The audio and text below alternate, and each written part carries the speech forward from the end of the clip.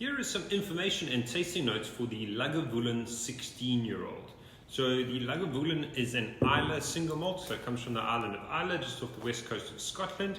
It was established in 1816 legally, so they had been around since the late 1790s unofficially, so when they first got their license to distill, 1816.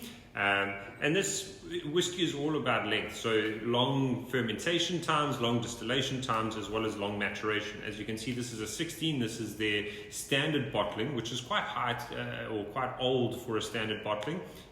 But they believe that it really just does allow the whiskey to mature properly. So what you're going to be looking at on this whiskey is quite an intense flavor profile, because what they do is in their distillery, they've got their beautiful copper pot stills, and the line arm that comes off the top of the pot stills at Lagavulin in particular is quite a sharp angle. So it doesn't allow a lot of resistance when they distill in the whiskey. Once it reaches the top of the still, it can flow off quite quickly, which is a little bit different if the line arm is a little bit kind of more perpendicular, or if it's a little bit angled upwards. What you'll get is a lot more reflux that happens, and it starts to produce a lighter spirit.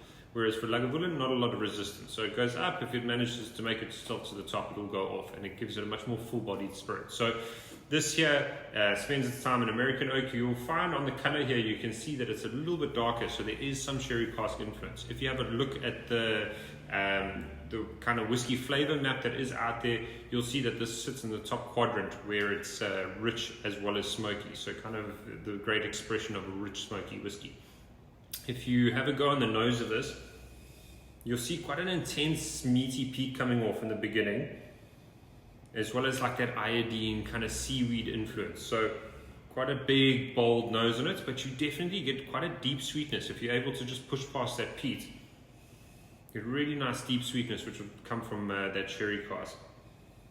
If you ever go on the nose, on the flavor profile, sorry, you'll start to get quite a nice dry peat. You'll get a lot of that sweetness coming through, a bit of the fruit.